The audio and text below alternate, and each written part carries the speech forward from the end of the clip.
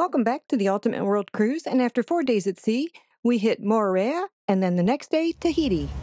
Moorea doesn't have a dock, so we tendered to the island. This enchanting island is like a real-life dream with its turquoise lagoons, lush mountains, and vibrant coral reefs. French Polynesian dancers welcomed us with their vibrant performance. Tom and I did an island tour, and it felt like we were in the movie Moana because it is so incredibly beautiful here.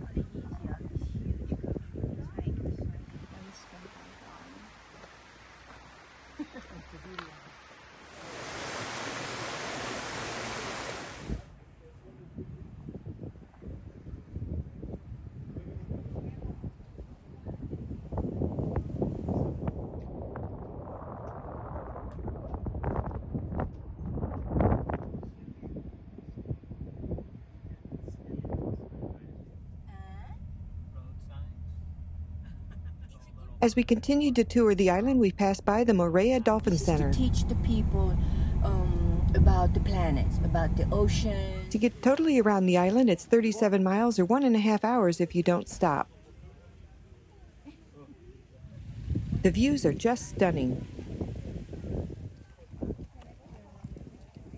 These square rock formations were built by the ancient people when they first arrived on the island of Moorea.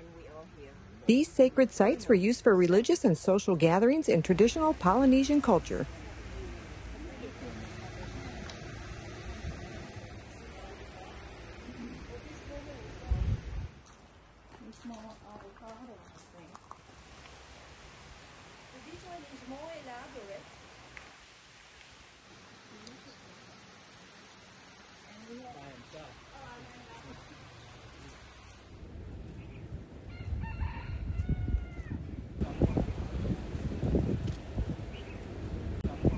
Hey there, I'm Al the elephant.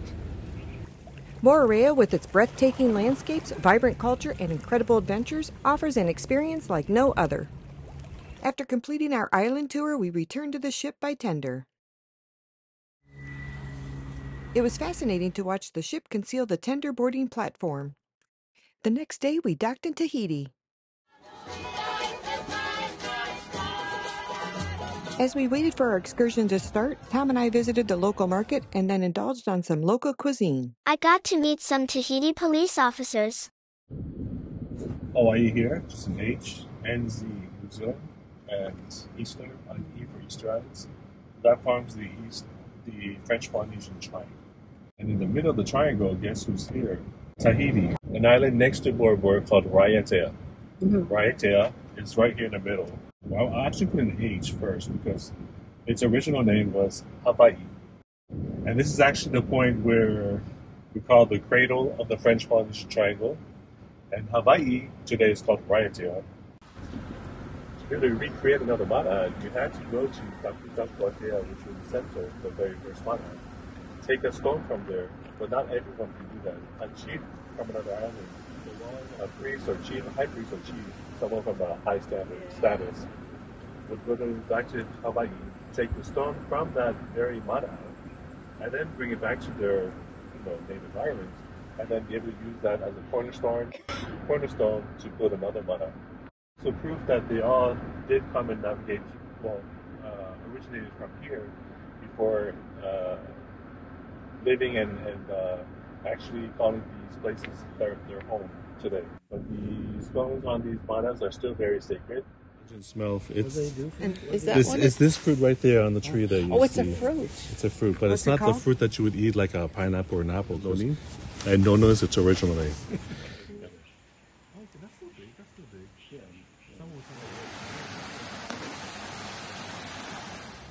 We then visited the grotto, which is a stunning cave with fascinating rock formations. It's been there for centuries, formed over time by natural processes of erosion and geological activity.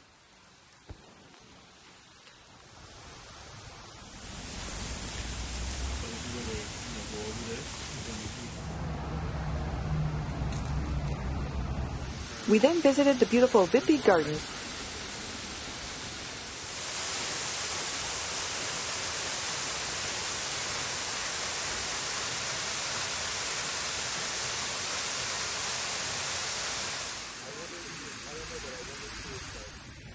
Lush greenery was everywhere. That's a big tall banana tree. Yeah, it is cool. We checked out that magnificent banyan tree. Of course.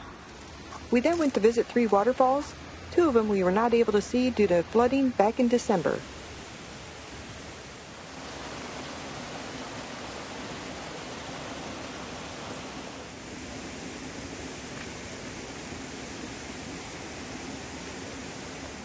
It was about a 5-minute walk to get to the waterfalls.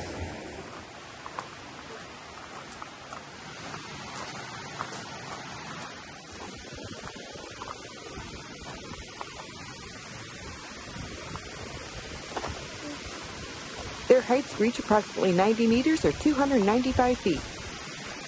The waterfall sound just kept getting louder and louder as you got closer. Wow.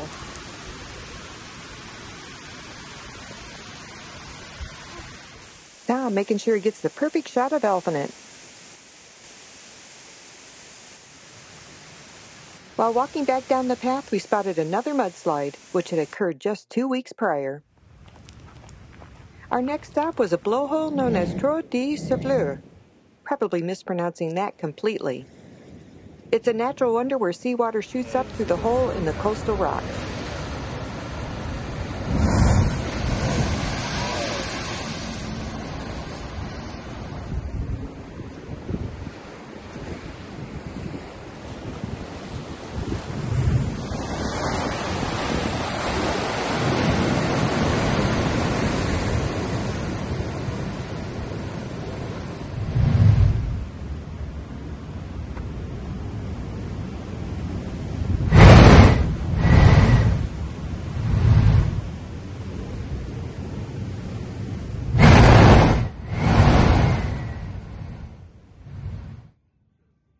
It's Robert Louis Stevenson. His house, Thomas Stevenson, who, with his siblings, they're known for building lighthouses.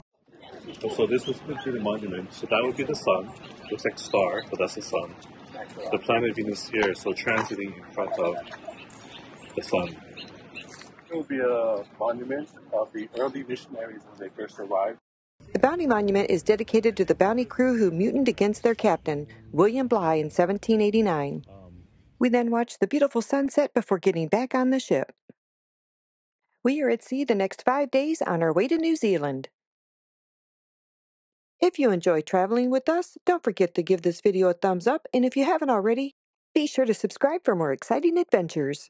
See you at the next port.